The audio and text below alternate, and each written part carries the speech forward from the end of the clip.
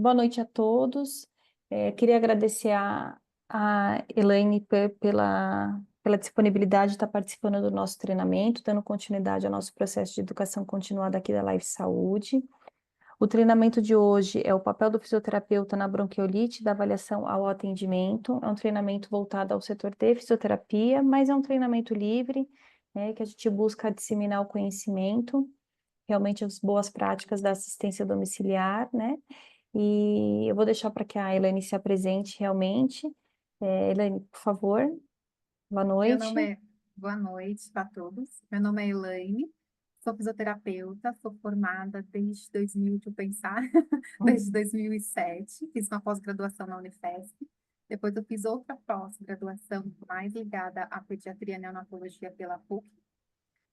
Sou supervisora de fisioterapia de um hospital particular aqui em São Paulo. Atuo já nesse hospital há 10 anos, como supervisora tanto da parte da pediatria, neonatologia e adulto também. Sejam todos bem-vindos. Vou falar um Obrigada. pouquinho da... Isso não, só para colocar, a gente vai direto na aula. Se alguém Tá, tiver alguma dúvida, a gente pede para colocar no chat, tá bom? A lista de presença segue no chat também, para depois para envio do certificado. E fica à vontade, Elaine, você pode fazer corrido, né, sem tá, interrupção, tá bom? tá bom. Vou falar um pouquinho da nossa experiência, né? Vou falar um pouquinho do atendimento, da avaliação desse paciente com bronquiolite, quais os sinais e sintomas deles, porém, com foco mais no domicílio, né? Que é mais o foco de vocês, de todos vocês que estão assistindo, mas também com alguns adendos aí para ver se a criança tem uma piora respiratória, qual o momento de orientar essa mãe ou esse pai de levar esse paciente aí para o hospital, tá bom? Vamos lá. A bronquiolite viral aguda, ela também é vista como uma sigla que é BVA, tá? Então, ela é uma infecção aí, respiratória aguda de etiologia viral, que compromete as vias aéreas de pequeno calibre, através de um processo inflamatório agudo, levando a um quadro obstrutivo, um grau variado de intensidade, que vai variar muito, da idade do bebê, da idade da criança, tá? E com maior frequência e gravidade nos menores aí de 1 ano, principalmente os prematuros e os menores de 6 meses, que são os que mais sofrem aí com a bronquiolite. A bronquiolite viral, ela tem um pico aí, geralmente afeta bastante as crianças entre 2 a 6 meses, tá? De idade. E é uma das principais causas de internação em lactentes previamente rígidos, dentro do hospital. Quais são as causas, né? Da bronquiolite. Ela é causada por um vírus, que normalmente é transmitido pelo ar, saliva, contato com a superfície contaminada, e 80% desse vírus, ele é o vírus sincicial respiratório, que é o VRS, que é o mais comum, tá? Existem alguns hospitais, alguns pronto-socorros, que eles têm um painel viral, e esse painel viral, ele pode vir influenza também, ou o painel viral completo, que a gente fala, que é o viral VSR, o influenza, aí vem outros, como adenovírus, rinovírus e o metapneumovírus também. Porém, o mais comum, que a gente mais vê assim, nos hospitais mesmo, é só o VSR, ou às vezes vem o influenza também, tá? A gente vê os outros aí mais no AIDS, tem sírio-libanês, os outros é esse painel mais simples com esses dois vírus que eu citei aqui para vocês. Mas aí, no caso, o diagnóstico é bronquiolite, mesmo independente do É, vírus, né? ele pode dar positivo ou negativo para VRS, tá bom? Qual que é a fisiopatologia da bronquiolite, né? Os bebês, devido à anatomia que eles têm, que é diferente do adulto, eles têm umas vias aéreas muito estreitas. Então, se ele já tem uma via aérea estreita, o que acontece, né? A bronquiolite, ele vai causar esse processo inflamatório, ele vai causar um edema importante da parede, ele vai aumentar a produção de secreção e vai, com tudo isso, vai aumentar a resistência de vias aéreas. É quando a gente vê aquela criança com uma frequência respiratória mais alta, aquela criança com uma obstrução importante. Lembrando que o bebê, de 4 a 6 meses de idade, ele só tem uma respiração nasal, tá? Eles não têm a respiração oral devido à anatomia diferenciada que ele tem, devido ao desenvolvimento ainda anatômico que ele tem de vias aéreas superiores. Então, a gente precisa ter muito cuidado com essas crianças que têm muita obstrução nasal, que a gente precisa sempre avaliar essa obstrução nasal e sempre fazer um atendimento rápido ali para o bebê, para desobstruir aí essas vias aéreas superiores, tá? A gente vai falar um pouquinho mais para frente sobre isso. Quais os sinais e sintomas, né? Do primeiro ao segundo dia, a gente vê muita coriza no bebê, de corialina. Às vezes tem bebê que tem tosse, tem outros que não tem tosse, tem uns que tem febre, outros não. A maioria, entre o terceiro e o quarto dia, já apresenta uma obstrução nasal.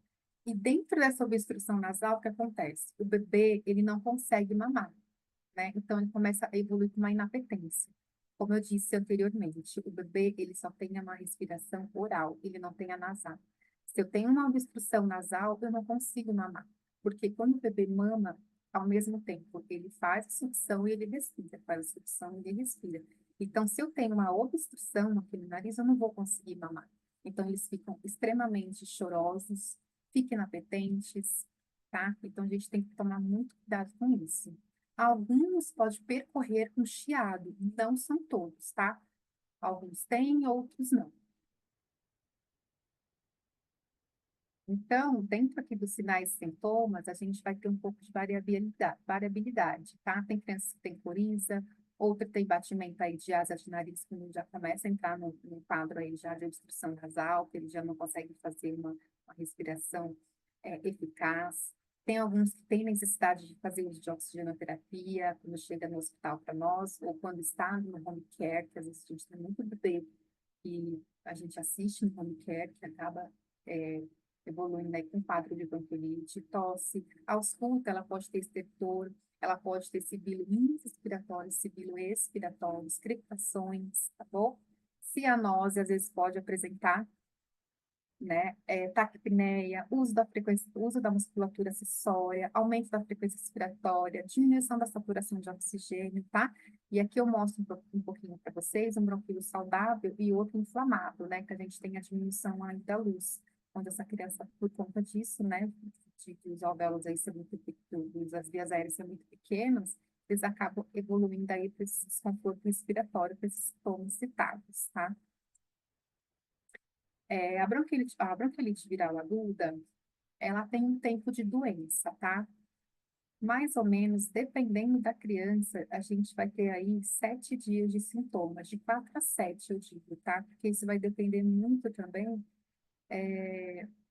de como vai percorrer aí esse vírus dentro do corpo do bebê. Vai muito da imunidade que esse bebê tem, né? A palavra correta. E, em média, a internação desses bebês é de 10 dias, tá?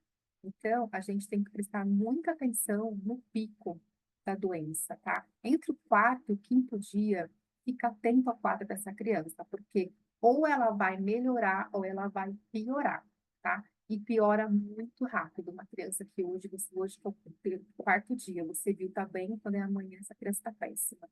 Ou no terceiro dia ela já começa a entrar em processo já de obstrução importante, já de desconforto respiratório, de tiragem, de fúrcula, intercostais. Então tem que ficar bem atento e sempre perguntar para a mãe. Quando que começou? A gente vai falar mais um pouquinho mais para frente sobre a anamnese desse bebê. Então ficar atento ao quarto ao quinto dia, tá? Do quadro. Avaliação, muito importante, anamnese.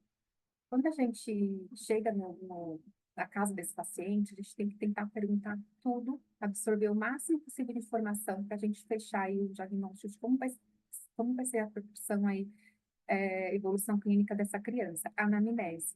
Perguntar para a mãe quantos dias que começou, quando começou, qual foi os primeiros sintomas dessa criança, tá bom? Ver exame, se tiver, ver raio-x dessa criança, fatores psicossociais, ambiente, como que é a casa dessa criança? É uma casa que tem mofo, é uma casa bem ventilada, não é? Como que é, né? Quais as rotinas da casa? Tem fumante na casa?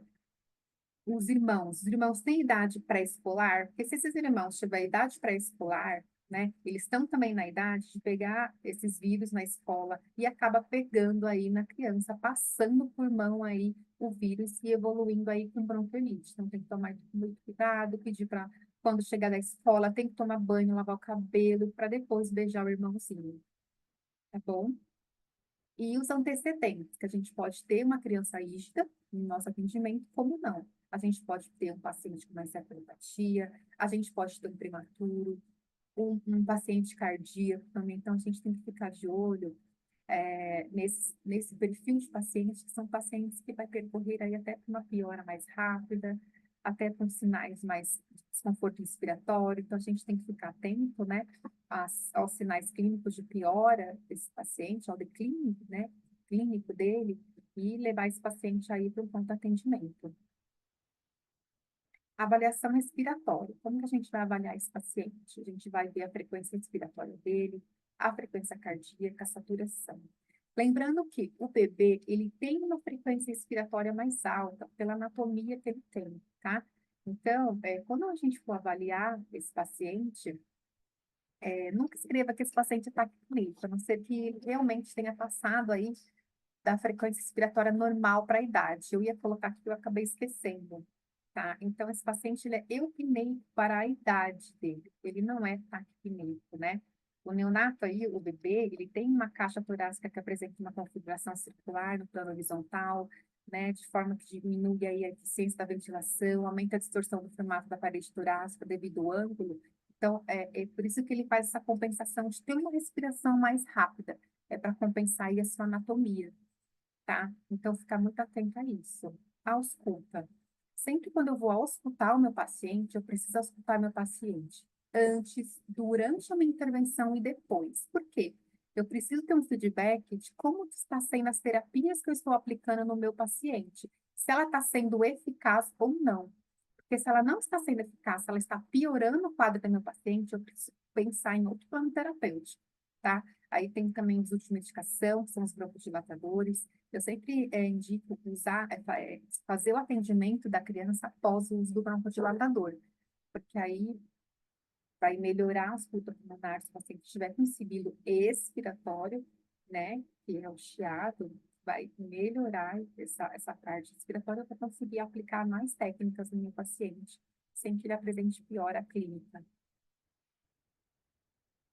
E avaliar também a obstrução nasal, como eu disse anteriormente, lembrando sempre que o bebê ele tem uma respiração oral de 4 a 6 meses, então ficar atento a essa idade, referente à obstrução nasal. É claro que se meu bebê, eu cheguei na casa, o bebê está com muita secreção, a primeira coisa que eu vou fazer aí a aspiração, mas eu preciso tomar cuidado, né? Avaliar bem a paciente, saber qual é a hora de indicar aspiração ou não. E eu coloquei para vocês uma escala que a gente vai avaliar a gravidade do bebê com bronquiolite, do paciente de bronquiolite. Essa escala que eu estou indicando agora, ele é de Sabrina Anderson. Eu esqueci de colocar o nome dela aqui.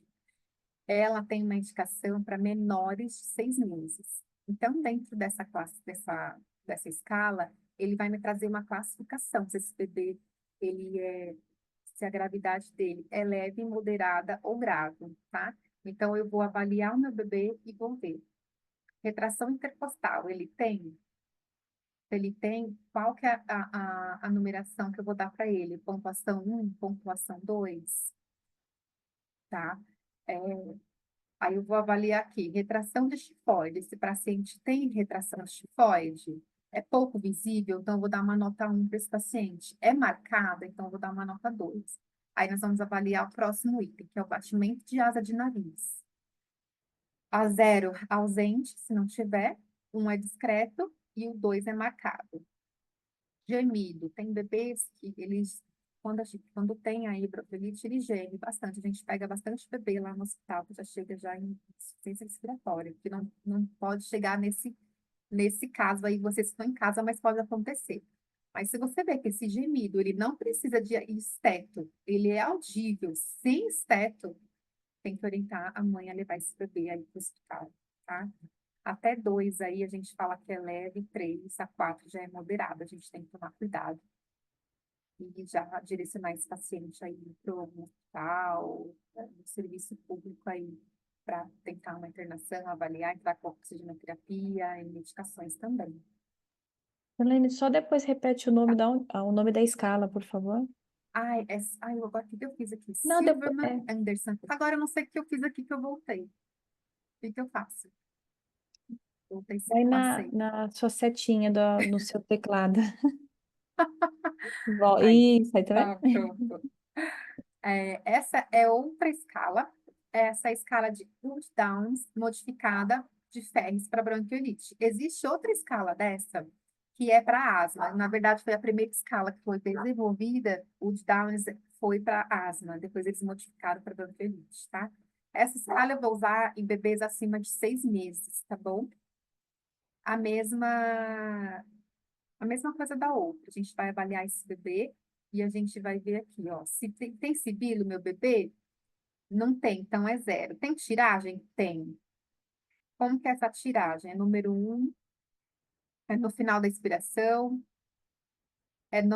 desculpa, tiragem que eu estava falando, é subcostal, intercostal inferior, é prego subescapular, tem ban, é batimento de asa de nariz. E a gente vai dando aí as notas, e aqui a gente tem a gravidade e a pontuação. De 1 a 3, eu tenho que esse meu bebê ele é leve, de 4 a 7 moderada, e de 8 a 14 é grave. Então, em casa, no atendimento de home care, a gente não pode chegar nesse 8 a 14 aqui, porque já é muito grave. Então, entre aqui, ó, leve, 1, 3 até 4, a gente avalia esse paciente, a gente consegue assistir esse paciente em casa. Mais do que isso, a gente precisa aí de uma assistência aí, de hospital. A ventilação também, como que é a ventilação desse paciente? É boa, é simétrica, é regular, simétrica, é muito diminuída, que é aquela ausculta diminuída, o tórax é silencioso. Então, aqui a gente vai dando as notas e vai somando. E no final a gente vê aqui qual a pontuação, tá bom? Esse paciente tem cianose ou não. É, vamos falar um pouquinho agora da fisioterapia, né? Quando a gente foi lá, já avaliou o paciente, já fez a ausculta pulmonar, já contamos a frequência respiratória que é importante, a frequência cardíaca, olhamos se tem obstrução, era um paciente que não precisava de uma aspiração imediata, então a gente vai seguir aí o atendimento da fisioterapia. O que a fisioterapia pode fazer com esse bebê, né? Se esse paciente ele tem uma obstrução nasal, a gente já inicia aí realizando a desobstrução das vias aéreas superiores, né? Que a gente fala que é a DRRI ou a DRL, que é a desobstrução rinofaríngea retrógrada com estilação ou não do soro fisiológico, tá? Quando eu não tenho a ajuda da estilação do soro, é só DRL. Quando eu tenho a destilação do soro, é DRRI, tá? Como que eu vou fazer a lavagem desse bebê? Se esse bebê ele tem até 6 meses de idade, a gente tem que tomar cuidado referente a controle de cervical. Esse bebê ele não tem controle de cervical. Então, a gente vai sempre pôr um apoio, um travesseirinho um pouco alto para esse paciente, não deixar o travesseiro baixo, tá? Deixar sempre alto, apoiar aqui a cabecinha do bebê. A gente vai pegar uma seringa, vai destilar um pouquinho de soro, 1 ml para cada mês, tá? A gente vai falar um pouquinho mais para frente. Eu vou tampar essa narina, vou tampar a boca do bebê, vou estilar, vou colocar a seringa aqui, vou estilar o soro e vou aguardar uma inspiração do bebê profunda. Automaticamente ele vai fazer sozinho vai puxar o ar. Vocês vão ver que vai desobstruir. Essa técnica ela é muito boa. E depois vocês vão repetir no outro nariz. Eu vou fechar aqui a narina do bebê, aqui à direita. Vou fechar a boquinha, vou destilar o soro aqui, vou esperar ele puxar. Ele vai puxar e vai fazer a desobstrução nasal. O Tem importante é não bebê? confundir só com a lavagem, né? Porque as pessoas É, acham que tá lavando o nariz. a lavagem é outra coisa que eu vou falar É. também mais para frente. Então, a gente tem que tomar cuidado, que a DRI é uma coisa e a lavagem nasal é outra, tá? Então, até preciso corrigir aqui que eu escrevi errado. Então, a gente usa essa técnica, tá? Principalmente para os bebês até 6 meses, até 1 ano, mais ou menos, dependendo do bebê, eu uso essa técnica porque ela desobstrui bastante aí as vias aéreas dos bebês, tá bom? A gente tem que ter alguns cuidados aí na lavagem, na DRMI dos bebês, tá? Existe uma proximidade nasofaringe do conduto auditivo do bebê, né? Então, quanto menor a criança, menor é o conduto auditivo para a laringe. Então, às vezes na lavagem nasal, se você não posiciona bem o seu bebê, se você deixa ele muito com extensão aqui de pescoço e cabeça, o que vai acontecer? Quando você for lavar o nariz desse bebê, a chance de você levar a bactéria aí da nasofaringe para o conduto auditivo é muito grande, então pode dar otite nesse bebê. Então precisa posicionar esse bebê de maneira correta, com o travesseiro aqui, no coxinha aqui, no travesseirinho subescapular do bebê, tá bom? E não deixar esse bebê ficar retificado aí, porque pode causar essa otite, tá? Quando a gente fala de... eu já falei do posicionamento. Então, já me adiantei. Então, é 1 ml para cada mês. Então, se o bebê tem um mês, é 1 ml nessa narina, 1 ml nessa outra narina. E assim vai. Você pode ir lá fazer a lavagem nasal 2 ou 3 vezes, não tem problema. Não é só uma vez. Você faz a lavagem e vê se desobstrui. Se não desobstrui, você vai fazendo de novo até desobstruir, tá bom? A lavagem nasal, tá? Ela geralmente a gente faz aí a partir de uma criança de 1 ano, a gente já coloca 10 ml em cada narina. Já é uma seringa de 10, então você coloca lá a narina, você posiciona a criança aqui no meio, aqui, ou sentadinha, coloca a criança para frente, né? Faz aqui a lavagem com ela, com a cabecinha para o chão, faz a lavagem aqui nas duas narinas da criança, tá? Depois de você ter feito toda essa desobstrução no seu paciente, esse paciente evolui com tosse produtiva, geralmente essa criança ela evolui com uma tosse aí produtiva, tá? Porque acaba aí levando esse soro, essa secreção aí para a garganta, eles acabam tossindo, estimula a tosse. Se esse paciente tem uma secreção aí pulmonar também, ela acaba sendo expectorada também, tá bom? E a gente avalia novamente essa criança e vê se a escuta dela melhorou ou não. Às vezes, só com a lavagem nasal melhora, às vezes não, tá? Bom, aqui a gente vai falar de algumas técnicas indicadas para a bronquiolite, tá? São as técnicas de desobstruções lentas, que é a lenta, acho que todo mundo conhece, né? Que é a aceleração do fluxo respiratório lento. Eu vou posicionar a mão aqui, posterior superior ao tronco do líquido da minha criança, do bebê, e outra na região do abdômen, né? Eu vou esperar o meu bebê inspirar, e na expiração aqui eu vou juntar as duas mãos e fazer a expiração. E ela tem que ser a expiração passiva, tá? E ela tem que ser de forma sempre lenta, nunca de forma rápida, tá? E também a gente tem a expiração lenta prolongada. Essa eu tenho um vídeo para mostrar para vocês, tá? Ela é uma técnica não convencional, ela também é passiva, ela ajuda na fase expiratória, na potente, tá? Por meio da pressão tóraco-abdominal lenta, que se inicia no final da expiração espontânea e se prossegue até o volume residual da criança, tá? Ambas as técnicas, ela têm o potencial de deslocar a secreção dos brônquios e vias aéreas distais em direção à via central. O que é contraindicado? Técnicas de desobstrução rápidas, que são aquelas técnicas convencionais, que é da potagem por compressão. Por quê? Se o nosso paciente ele tem uma ausculta de sibilos aí expiratória, a gente vai acabar é, deslocando o ponto de igual pressão, provocando colapso das vias aéreas periféricas, tá? Então é por isso que a gente tem que escolher qual a técnica melhor para cada tipo de paciente, tá? Cada avaliação que a gente faz é uma técnica diferente que a gente vai usar no bebê. Então, para a bronquiolite, são essas duas técnicas que são as mais requisitadas aí, que tem bastante resultado. Essa é a RAF lenta. A prolongada, eu fiz um vídeo, eu tenho um vídeo. Agora, onde que eu vou pegar esse vídeo, Michelle? Ai, meu Deus, acho que eu vou deixar por último, senão eu vou acabar bagunçando aqui. Pode ser? Pode ser, estava no mudo, desculpa, pode ser sim. Então, tá bom. Então, a gente tem que ter alguns cuidados. Eu vou falar um pouquinho para vocês, né? Sobre as crianças aí que têm bronquiolite. Que é o convívio com outras crianças com idade pré-escolar, foi o que a gente conversou, que a gente precisa ter cuidado. Se a criança vai para a escola, chega em casa, precisa ter alguns cuidados. Precisa chegar da escola, tomar banho, lavar o cabelo, para depois chegar perto do bebê, tá?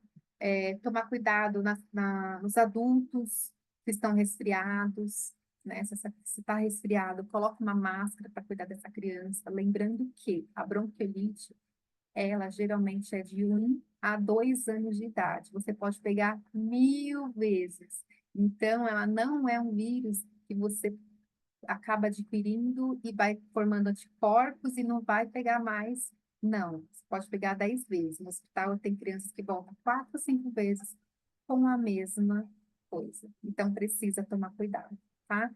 Evitar lugares aglomerados, shopping, mercado, cinema. Então, tomar cuidado com crianças de 0 até 2 anos, tá bom? Evitar visitas, né? Principalmente quando nasce, o bebê nasce, a família inteira quer visitar a criança. Então, tomar cuidado, sempre perguntar. Tem alguém resfriado? Não acaba pegando na criança aí, tá bom? Também. Evitar beijos, abraços aí, tá? Ensinar sempre a mãe a fazer a lavagem nasal, para que essa criança faça a lavagem aí até ela ficar adulta, porque também é muito importante. Quando a gente tem períodos aí de outono, esse tempo seco, que a gente está tendo bastante, a gente sempre orienta as mães a lavar o nariz das crianças, principalmente com o tempo seco, de manhã, à tarde, à noite. Sempre lavar o nariz, isso melhora muito a diminuir as infecções de vias aéreas, tá bom? Superiores. Então, sempre orientar a mãe. Então, já é bom que a gente acostuma essa criança já a fazer essa lavagem nasal, para que já chegue, já seja uma rotina para ela em casa. Até porque, quando essa criança ela chega para nós no hospital, é muito difícil. Às vezes, a gente tem mães que elas não aceitam a lavagem, elas falam que a gente está machucando, e ela prefere fazer. E nem sempre a mãe consegue fazer a técnica que a gente gostaria de fazer. Então, aí tem todo um conflito aí com a família. Então, É sempre que hoje tem importante. muita controvérsia também sobre isso, né, Elaine? Assim, Tem, a mídia, ainda a tem. internet, né, enfim, a gente fala que não Sim, ajuda, mas tem muitos profissionais que são extremamente 100% a favor da lavagem e outros que que não. aboliram o uso do. Assim como médicos também. Mas, É, então, assim, eu acho que tem que entender a fisiologia, o profissional e ver o que faz sentido para aquele paciente naquele momento, né? Porque talvez naquele sim, momento da avaliação é o mais indicado e talvez naquele momento, dependendo de outras, né, de outras situações que a criança esteja ali, o lactente, não seja o mais indicado. Então, tem que ter uma avaliação muito criteriosa mesmo, né? sim. Outra coisa que eu esqueci de colocar aqui é sobre a aspiração. Ah, então, esse é outro ponto importantíssimo, porque Vamos assim. lá. É o É, polêmico, né? Eu, é eu o falei isso porque eu polêmico. me atualizo bastante, né, na área de. Até desculpa que o barulho tá aqui horrível. Eu me atualizo bastante, que é uma área que eu atuo também na pediatria, mas tem a questão da aspiração. Hoje, se você, para muitos profissionais hoje, é praticamente abolido o uso É, de sonda, né, para pacientes com sim, bronquiolite, né? A é. terapia gentil, né, que tem técnicas como RTA, enfim. Uhum, Isso também é uma questão sim. importante a gente passar aqui também. Eu acho assim, a gente tem que fazer uma boa avaliação e ter critérios para a gente fazer uma aspiração de vias aéreas superiores, né? Eu vou dar um exemplo para vocês, pode ser que algumas pessoas não concordem comigo e outras concordem, tá? Quando a gente ausculta um lactente com bronquiolite, pode ser que eu ausculto ele e não tenha nada, uma ausculta sem RA, um pouco de diminuição aí, por conta da fisiologia da doença, né? Que tem bastante bebês que acabam evoluindo com atelectasia, devido a essa diminuição aí de fluxo aéreo, devido a toda essa parte de edema, diminuição de luz brônquica, enfim. E só que, às vezes, principalmente esses pequenininhos, eu falo, eu vou descer a sonda só para ver se realmente não tem nada.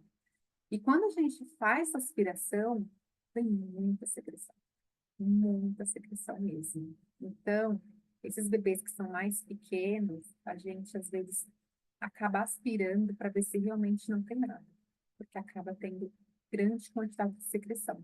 E aos poucos, às vezes, engana um pouco desses bebês menores, tá? Então, às vezes, ainda lá no hospital, a gente acaba aspirando esses bebês.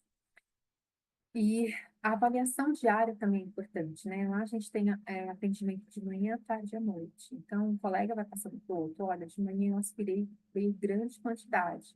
Então, vale a pena aspirar à tarde? Avalia de novo e verifica. Fez todas as técnicas, a escuta está boa, a criança está com uma boa saturação, ok, não aspira. mas a gente precisa ter uma avaliação contínua desse paciente, porque ele pode piorar. E essas crianças, elas pioram muito rápido. Lembra que eu falei que o quarto e quinto dia, elas afundam, elas ficam muito ruins mesmo. Então, a gente precisa ter uma avaliação muito criteriosa. Eu não costumo aspirar muito com sondas de calibre muito grande. O máximo que eu uso é uma 6, uma criança um lactente, uma 8, uma criança maior aí de 1 ano. Não uso calibre muito grande, não, porque acaba machucando. Fazer aí uma aspiração devagar, lenta, entrar direitinho no nariz da criança, fazer aí, colocar um soro fisiológico para descer a sonda também. Outra coisa que também é muito utilizado, mas eu não gosto muito é a tal da seringa, né? Você colocar uma seringa de no frasco de aspiração no vácuo e fazer essa aspiração superficial. Eu não gosto muito porque para eu fazer esse tipo de técnica, lá no manovacômetro, não, meu Deus, do vácuo, a gente tem que ir até 10 milímetros de mercúrio, que a maioria abre tudo e acaba fazendo o quê? Lesão na mucosa. Então, até nisso a gente tem que tomar cuidado, né? Não falando isso no hospital, em casa a gente tem aqueles aspiradores portáteis, que eles têm menos pressão ali, menos pressão pressórica. Então, acho que a pressão não é tão grande quando a gente vê no hospital. E machuca mesmo aquela aspiração por seringa, mas existem muitos lugares que faz. Eu É, não sou a favor.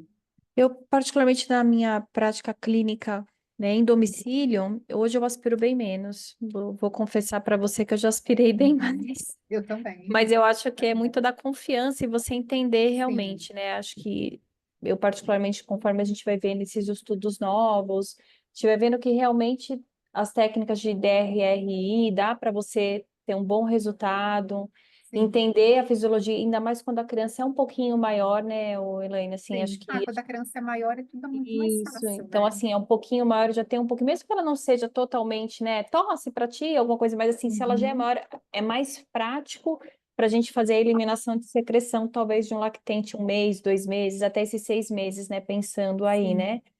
Então, sim. mas eu acho que eu falo isso na prática clínica, eu acabei abolindo bastante a aspiração, né, assim, por conta das técnicas que a gente acaba tendo atuais no mercado, realmente, que a gente pode Sim, estar utilizando, seja ela com soro, porque também tem muita controvérsia em relação ao soro, né, para se tem. aspirar ou Ainda tem não, também. por conta de, né, os guidelines mais recentes, né, ah, não tem Sim, afinidade com a secreção, com o muco, é isso que a gente falou, tem que conhecer, né, estudar tem. realmente para ver Avaliar se faz diariamente seu sentido, avaliar, paciente. é isso que você falou, avaliar diariamente, se você tiver oportunidade em domicílio, tá diariamente, sei lá, porque é o que acaba acontecendo, esses 5 dias corridos, 7 dias corridos com essa criança, que é o que, sabe o que Uhum, que vem muito? Vem aquela criança que teve um diagnóstico no pronto-socorro, ela vem para casa depois de um dia ou dois, né, muitas vezes, e para continuar o sim, tratamento em residência.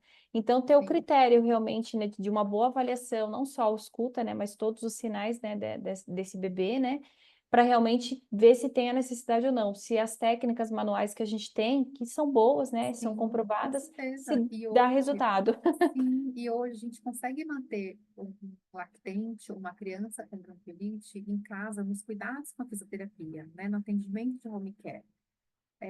Geralmente, as crianças que chegam em insuficiência respiratória para nós são crianças que a mãe ela não tem ainda, não conhece o trabalho da fisioterapia, né? Então, ela é leiga, ela não sabe, ela fica esperando essa criança melhorar, essa criança não melhora, essa criança vai ficando mais cansada, essa criança não consegue mamar, essa criança vai ficando irritada, porque ela quer mamar, ela não consegue, devido à obstrução nasal. E quando ela chega para nós no pronto-socorro, ela já chega já em insuficiência respiratória. Tem uma que chega quase com uma PCR, para você ter uma ideia. Porque elas acham que a qualquer momento ela vai melhorar. Na maioria das vezes, na cabeça dessas mães, a criança ela tem que mamar. Então, se ela mamou um pouquinho, ela melhorou. Então, não vou levar ela no pronto-socorro porque ela mamou. Entendeu? Então, nem sempre quando essa criança consegue se alimentar, é que ela melhorou. Não.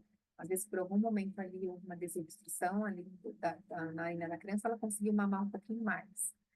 Então, elas não entendem, né, toda essa parte respiratória. Quando essa mãe vem para nós, eu sempre oriento elas, né, referente ao lactente, referente a essa aspiração nasal que eles têm, que eles não têm a respiração oral. Então, se meu nariz obstruir, eu não consigo respirar pela boca igual um adulto, igual uma criança maior. E quando elas têm a consciência disso, elas ficam mais preocupadas, né? Aí a hora da fisioterapia entrar, orientar, ó, vamos lavar o nariz junto? Você vai fazer assim, assim, assim. Então, ela começa a entrar no cuidado do bebê e ela começa a entender, né, como que como percorre aí esse vírus, essa produção, esse excesso de produção e secreção aí pelo vírus. Acho que tem mais coisa.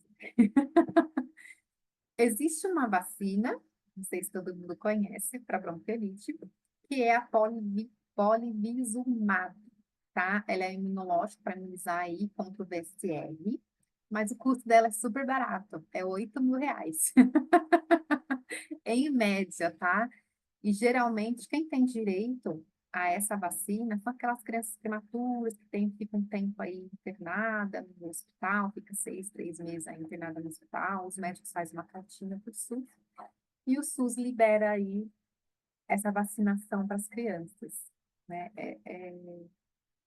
É uma vacina que ela dá certo, é muito ruim que a gente não tenha essa vacina a baixo custo. Eu acho que o SUS aí deveria melhorar essa parte, talvez desenvolver uma vacina mais barata, né, aqui, para que a gente possa aí imunizar todas as crianças. Existem grandes estudos aí que a mortalidade da bronquiolite ela está aumentando a cada ano. Né? A gente tinha uma sazonalidade, eu esqueci de falar sobre isso, a gente tinha uma Hoje não existe sazonalidade lá mais no isso, né? passado. Hoje, a gente não tem mais essa sazonalidade. Antigamente, a gente tinha a bronquiolite de abril a agosto, só, era certinho, começava em abril e terminava em agosto. Agora, a bronquiolite, ela tem um ano inteiro de bronquiolite, inteiro.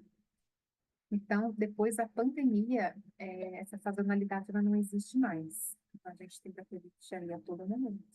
Então, a gente precisa tomar cuidado aí com as nossas crianças, orientar bem as mães, de tudo que a gente conversou, para que isso não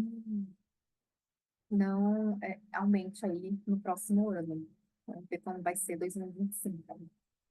E aqui fala um pouquinho da gente tentar atenção aos sinais de piora clínica do bebê, né? Quer ver qual é o momento que essa criança vai precisar de oxigenoterapia, já é o momento da gente orientar a mãe de levar essa criança aí para algum hospital, alguma UMA, algum outro recurso aí que a gente possa ajudar essa criança, né? Que a gente tem limites aí para manter essa criança em casa aí para atendimento de home care, entender esse limite, saber até onde eu posso chegar com esse bebê em casa, essa criança, e a qual momento que eu vou conversar com a mãe de procurar um serviço aí para essa criança não ter uma piora significativa. Tem alguns home cares que têm oxigênio, tem outras não. Como a gente disse anteriormente, tem crianças que precisam voltar, que ficam em casa, que tem oxigênio em casa. Então, a gente também fica atenta ao oxigênio dessa criança. Geralmente, bronquiolite, ela pode saturar aí de 92 a 95, de acordo esqueci o nome agora, meu Deus. Esqueci o nome? Esqueci agora.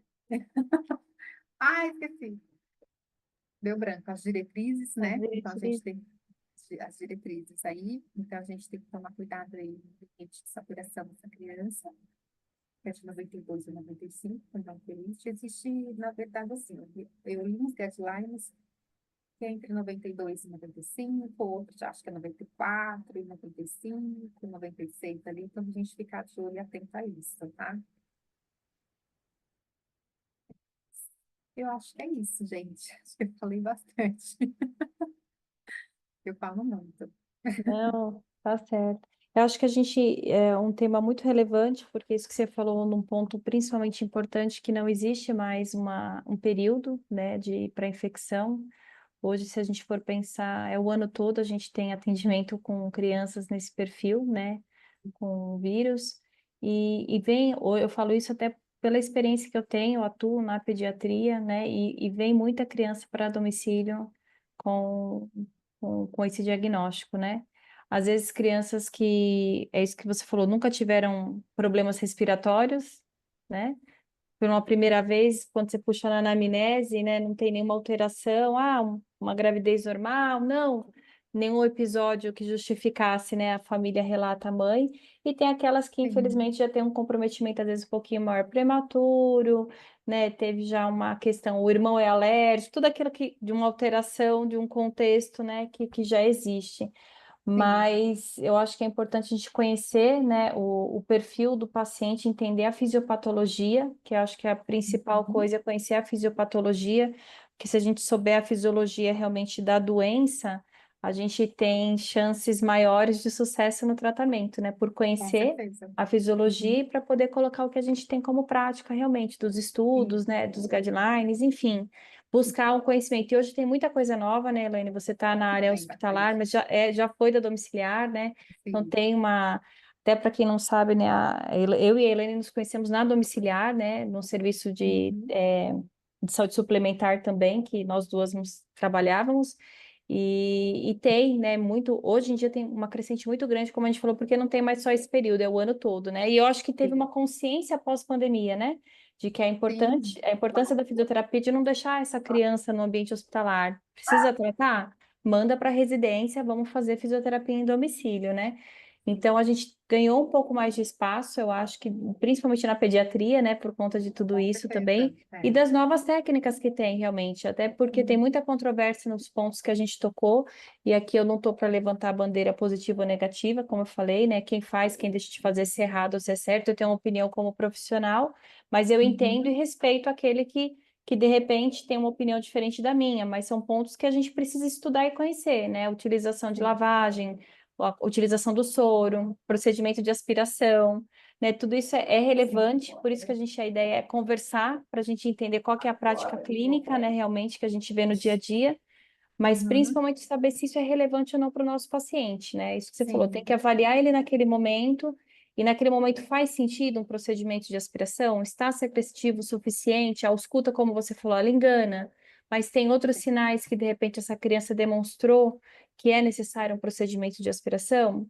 Então, assim, tudo isso tem que ser levado e tem que ser avaliado, né? Eu acho que são pontos que a gente tem que ter realmente, é a nossa interrogaçãozinha realmente, né? O Sim. questionar realmente quando estiver na frente de um bebezinho, seja ele do tamanho, se é um mês ou um ano, né? Se Sim. realmente a técnica faz sentido para o paciente, né? Sim. E aprimorar os conhecimentos, né? Porque hoje há muita procura da fisioterapia home care, né, em casa dessas crianças, porque as mães, hoje eu percebo muito que elas não querem mais internar o bebê, né, não quer ficar em hospital, então a procura de um atendimento domiciliar hoje é muito grande, né, existe algumas que trabalham comigo que elas não têm horário. Na minha época também, quando eu era da assistência, eu não conseguia atender, eu passava muito paciente para outras colegas, porque a demanda estava muito grande. Isso já tem o quê? Uns 4 anos, né? 4, 5 anos. Imagine agora como está essa demanda. Muito alta. Então, a gente precisa aprimorar os conhecimentos para que quando a gente for avaliar essa criança, a gente tenha a capacidade de avaliar essa criança, de fazer um plano terapêutico para essa criança, acompanhar e ter um desfecho positivo, que é importante, né? Porque quando você tem um desfecho positivo, a mãe está ali, está vendo que aquela técnica, né? Toda aquela seu plano terapêutico, toda aquela sua conduta está dando certo, você pode ter certeza que ela vai te indicar para as pessoas, se acontecer de novo, ela vai chamar de novo você. Então, isso também é um cartão de visita, né? O seu conhecimento é um cartão de visita. É um Porque cartão de aquela visita mãe, mesmo. com certeza. Porque a mãe vai ver e falar assim, nossa, ela é realmente boa, porque meu filho estava assim, assim, assim, olha como tá, melhorou, não precisa levar para o hospital. E a E, credibilidade, né, e do a atendimento, né? credibilidade que você tem, Do setor, né? eu que eu falo, a gente tem uma ferramenta importante que é para quem, né, atua em domicílio, eu tô falando em domicílio porque eu atuo em domicílio há muito tempo, mas realmente a credibilidade, mostrar que faz sentido, né, a técnica, né, Uhum, você poder, isso que você falou, olha, se ele teve uma melhora, a mãe vai te chamar em outro momento, vai. a mãe vai te indicar para outra mãe, né, muitas vezes vem ao Uhum, contrário, ela indica você para o pediatra dela, olha, eu exatamente. consegui uma fisioterapeuta que tirou o meu filho, enfim, né, a É gente um vê ciclo, né? é um ciclo, né? E isso é Sim, importante, independente de por onde vem esse paciente, seja se é pelo convênio, se é particular, não importa. É importante a gente dominar o conhecimento técnico, né? Então, assim, isso é muito relevante. A ideia da gente fazer essas aulas que a gente faz é justamente isso, para disseminar a boa prática e fazer com que a gente pense fora da caixinha, né? sim. A bronquiolite é um tema, quando a gente falou, né, eu falei, é interessante porque, assim, hoje tem muita controvérsia, falou isso em relação à aspiração, uso de soro, antigamente, como tapota, não se tapota mais, É, põe de prono, né? Tudo aquilo que a gente, quem é mais antigo, né, que já tem uma formação pelo menos de mais de 15 anos, né? muita coisa mudou. Mudou muita coisa, então a importância da atualização e da gente trazer, são temas que é relevante e faz a diferença para o nosso dia a dia, porque na internet tem muita Sim, informação, mas como tem. separar, né, o que faz sentido do que não O que não faz, né? faz. É, Então, eu falo assim, que a clínica do paciente ela é soberana, né?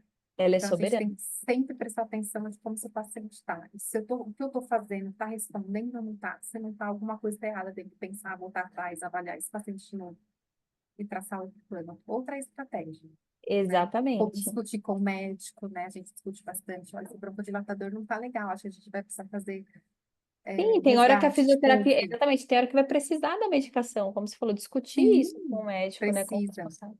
Precisa muito discutir sobre medicação, né? Saber qual é o momento de fazer um resgate para a criança, porque não está melhorando, né? Às vezes precisa de um número de perfis maiores ou um tempo mais curto, e é assim que as coisas vão acontecendo. Sim, sim. Pessoal, só para deixar aqui, eu deixei a lista de presença no chat, é importante que todos preencham. O material vai ser enviado, Helene, depois você me. O material é enviado junto com o certificado. Dentro de uns Tá? 10 dias a gente manda o certificado e manda o material da aula, que é essa aulinha que a gente apresentou aqui. Posteriormente, a gente vai estar enviando para quem participa o link, porque a aula ficou gravada e a gente está fazendo na plataforma do YouTube. A gente está se Tá? organizando para poder ter um link das aulas para quem participa, para poder ter a divulgação realmente do material, né, de uma forma um pouco mais completa, né? Eu Uhum. deixei aqui o link novamente aqui que entrou depois. Deixa eu colocar aqui de novo e agradecer, Elaine, mais uma vez a sua disponibilidade, né, em poder participar aqui com a gente, né? A porta está sempre aberta para você, que você venha Obrigada. mais vezes. A gente está arrumando o cronograma do ano que vem. Esse ano tivemos duas de Pode me pediatria, incluir. né? E a gente comentou um pouquinho sobre, né, a assistência, a ventilação e falamos um pouquinho. Eu acho que são temas relevantes e a gente espera Uhum. poder contar com você também no ano que vem. E a Life Saúde está aqui, ó, de portas abertas para você também. Fechado. A gente também pode estender um pouquinho para essas crianças que ficam em casa também, que é atendido no home care, mas tem um equipamento de não invasiva. Então, falando em Sim, cima sim. disso também. Também. Olha, na nossa lista de presença tem um assunto que a gente sempre deixa lá, acho que você já participou do outro, como sugestão de temas. Então, Uhum. através disso que a gente também tenta elaborar as próximas aulas para que seja um tema que seja relevante para a maioria, a gente tenta trazer, né? Então, também é Sim, uma sugestão que a gente possa trabalhar um pouquinho a questão da não invasiva, realmente. Né? Algo que é interessante porque na pediatria a gente vê muito no adulto, né? Mas os é, parâmetros, né? Como usar isso na pediatria realmente também é interessante. não, adoro falar de parâmetros. Ventilatórios, eu gosto. Porque tem aquelas crianças também, né? Essas encefalopatas que fica em ventilação invasiva também, né? Que são aquelas crianças traqueostomizadas. Os menores, eles também acabam adquirindo a bronquiolite, né? Mas a gente ainda não chegou nessas crianças ainda, mas a gente pode discutir no futuro. Sim, sim. Mas muito bom. Obrigada, viu, Elaine, mais uma vez. Tá Imagina. aparecendo Lívia aqui seu nome, mas é Elaine. Ah, é da minha filha. Não sei o É, que tá Lívia. aconteceu. Não, não Lívia tem é minha problema. filha. Obrigada, pessoal. Boa noite, viu? Boa noite. Tchau, tchau. Tchau.